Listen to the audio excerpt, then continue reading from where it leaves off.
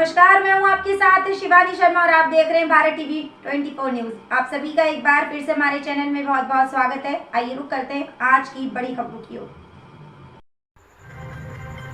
गैर सरकारी स्कूल बचाओ संघर्ष समिति के बैनर तले बुधवार को जोधपुर नगर निगम आयुक्त राहुल जैन को फायर एनओसी की अनिवार्यता के विरोध में एक विशाल प्रतिनिधिमंडल ने ज्ञापन सौंपा। लगभग 1200 गैर सरकारी विद्यालय संचालकों की उपस्थिति में हुए इस कार्यक्रम में विद्यालय संचालकों ने फायर एनओसी की वर्तमान व्यवस्था को छोटे एवं मध्यम विद्यालयों के लिए अव्यवहारिक बताते हुए इसे समाप्त कर व्यवहारिक एवं सुरक्षा आधारित व्यवस्था लागू करने की मांग की।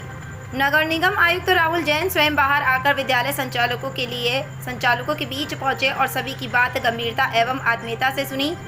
उन्होंने प्रतिनिधिमंडल से सकारात्मक चर्चा करते हुए आश्वस्त किया कि लघु एवं मध्यम श्रेणी के जिन विद्यालयों में फायर एनओसी की आवश्यकता है व्यवहारिक रूप से नहीं है, वहां नगर निगम की टीम भेजकर निरीक्षण कराया जाएगा। निरीक्षण के बाद प्रत्येक विद्यालय के लिए आवश्यक अग्निशमन सिलेंडरों की संख्या निर्धारित की जाएगी तथा नगर निगम द्वारा विद्यालयों के शिक्षकों को अग्निशमन यंत्रों के उपयोग का प्रशिक्षण भी उपलब्ध कराया जाएगा।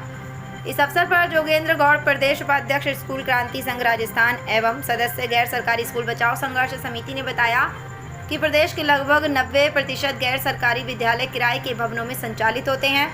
ये विद्यालय बच्चों को घर के निकट गुणवत्तापूर्ण शिक्षा उपलब्ध कराने के साथ साथ हजारों लोगों को प्रत्यक्ष एवं अप्रत्यक्ष रूप से रोजगार भी प्रदान कर रहे हैं। उन्होंने कहा कि वर्तमान स्वरूप में फायर एनओसी की अनिवार्यता लागू होने से अधिकांश छोटे एवं मध्यम विद्यालय बंद होने की स्थिति में पहुंच जाएंगे, क्योंकि भवन स्वामी फायर एनओसी संबंधी निर्माण एवं व्यवस्थाओं पर भारी खर्च करने को तैयार नहीं होंगे और छोटे विद्यालय संचालकों के लिए भी इतना आर्थिक भार वहन करना संभव नहीं है। जोगेंद्र गौड़ ने कहा कि बच्चों की सुरक्षा प्रत्येक विद्यालय संचालक की सर्वोच्च प्राथमिकता है, इसलिए समिति फायर सुरक्षा का विरोध नहीं कर रही बल्कि व्यवहारिक एवं प्रभावी व्यवस्था की मांग कर रही है। उन्होंने सुझाव दिया कि प्रत्येक विद्यालय में आवश्यक संख्या में अग्निशमन सिलेंडर अनिवार्य किए जाए, उनका नियमित निरीक्षण एवं रिफिल कराया जाए तथा शिक्षकों को समय समय पर प्रशिक्षण दिया जाए। समिति के संरक्षक आनंद सिंह सांखला ने कहा कि नगर निगम को विद्यालयों के आकार, भवन संरचना एवं उपलब्ध सुविधाओं के आधार पर उनका वर्गीकरण कर छोटे एवं मध्यम विद्यालयों को राहत प्रदान करनी चाहिए ताकि बच्चों की शिक्षा प्रभावित न हो। राजस्थान से आशीष पुरोहित की रिपोर्ट। मैं जोगेंद्र गौड़, प्रदेश उपाध्यक्ष स्कूल क्रांति संघ एवं गैर सरकारी स्कूल बचाओ संघर्ष समिति का सदस्य हूँ। आज हम गैर सरकारी स्कूल बचाओ संघर्ष समिति के बैनर तले यहाँ एकत्रित हुए हैं और हमारी मुख्य समस्या ये है कि फायर एनओसी मांग रहे हैं। अभी जब हमारी मान्यताएं थी उस समय सरकार ने किसी तरीके से कोई मान्यता में ये नहीं मांगा कि आपको फायर एनओसी चाहिए। उस समय हमारा फायर सिलेंडर के ऊपर हमको मान्यता मिल गई थी, हमने सर्टिफिकेट दे दिया था और वो मान्य था। सरकारी स्कूलों में भी वही व्यवस्था है जो आज हमारे पास व्यवस्था है। उसके बावजूद भी हमारे को बिना वजह ये एनओसी के लिए परेशान कर रहे हैं। हमारी 90% स्कूलें किराए के भवनों में चलती है। मकान मालिक नहीं चाहते कि उसके अंदर फायर एनओसी नाम से कोई करे, क्योंकि हमने अगर खाली कर दी तो उस बिल्डिंग का पीछे जो एनुअल चार्जेस है वो तो शुरू हो जाएगा, यूडी टैक्स उनके शुरू हो गया। इस तरीके से वो हमसे परेशान हो गए। तो इस तरीके से ये शिक्षा के लिए हमारे लिए घातक होगा कि इनको जो रोजगार दे रहे हैं हम शिक्षकों को वो भी घातक होगा, क्योंकि ये तो खाली करवा देंगे, हम बाहर बैठेंगे कहाँ रोड पे। ऐसे समय में स्कूलें सीज करना ये गलत है, अनुचित है। हमारे यहाँ आग लगेगी कैसे? पहला प्रश्न मेरा आयुक्त साहब से यही है कि साहब हमारे यहाँ तो शॉर्ट सर्किट से हो सकती है, तो फायर सिलेंडर है हमारे पास। तो फायर सिलेंडर जो है, जो फायर सिलेंडर पर्याप्त है, आप बढ़ा दीजिए संख्या। आप कहेंगे प्रत्येक फ्लोर पे 2, 3, 4 लगा देंगे, परंतु इस तरीके से ये परेशान करना बंद करें। देखिए इसमें क्या होगा, ये हमारे ऊपर दमनकारी नीति है इनकी।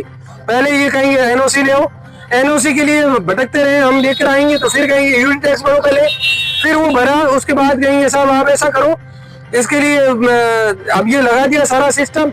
अब सारा सिस्टम कर दिया तो इसके ऊपर जो आप एक काम और करिए कि जनरेटर ले आइए। जनरेटर के लिए जाना पड़ेगा हमारे को पर्यावरण से, वहां से एनओसी ले आओ, फिर वो साइलेंट वाला जनरेटर लगाओ।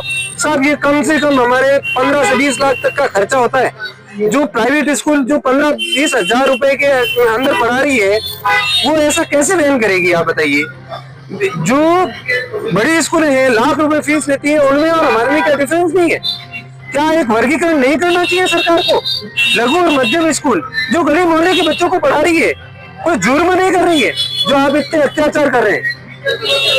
इस तरीके से मैंने 16 सम्मेलन के कारण, कभी 16 सम्मेलन के नाते हमको परेशान कर रहे हैं, कभी जो है हमारे को इस नाते परेशान कर रहे हैं कि भाई ये इस काम में लग जाए फायर एनओसी में। मतलब कुल मिला के सरकार ये चाहती है कि बच्चे पढ़े नहीं। अगर ये हो तो हमारे को क्यों यूं ये रोड़े अटका रही है। प्री प्राइमरी का कोर्ट जीत गए हम, कोर्ट में डबल बेंच ने फैसला दिया हाई कोर्ट में कि प्री प्राइमरी का पैसा आपको देना है, केंद्र आपको दे या ना दे उससे कोई फर्क नहीं पड़ता, आप केंद्र से मांगिए। परंतु इन्होंने हमारे को प्री प्राइमरी का पैसा देने से मना कर दिया। हठधर्मिता है सरकार की, नहीं देना चाहती, जैसे तैसे इनका बजट बिगड़े और ये पीछे हटे। क्या सरकार, आपकी क्या मांग है सर? अब हमारी जो मांग यही है कि फायर एनओसी की अनिवार्यता खत्म करें और हमारे को इससे छूट दें, हमारे सिलेंडरों की संख्या बढ़ा दें और एक प्रशिक्षण शिविर की लगा करके हमारे टीचर्स को प्रशिक्षण दे दें। हम इतना ही चाहते हैं, नहीं तो 15 अगस्त को हम सभी काली पट्टी बांधेंगे। 20 अगस्त के बाद 20 अगस्त से हम बैठेंगे कलेक्ट्रेट के बाहर धरने पे, 3 से 5 बैठेंगे रोज। और फिर हम जो है प्रति ये सारा कुछ भी नहीं माना तो सरकार के निकाय चुनाव तो है ही है, साथ में हम जयपुर कूच भी कर सकते हैं। 1 सितंबर से बंद करेंगे क्योंकि हमारे चलाने का बस की बात नहीं है, ये मजबूरी है हमारी। हम विरोध नहीं, हमारी मजबूरी है कि हम 20 लाख का ही नहीं लगाएंगे, ये लॉक लगा के जाए, हमारी पब्लिक में बेइज्जती हो, हमारे बच्चे परेशान हो। इससे बढ़िया हम पहले से घोषित करके और ताले लगा के कलेक्टर साहब को चाबी दे देंगे, कमिश्नर साहब को दे देंगे, चलो ये स्कूल है।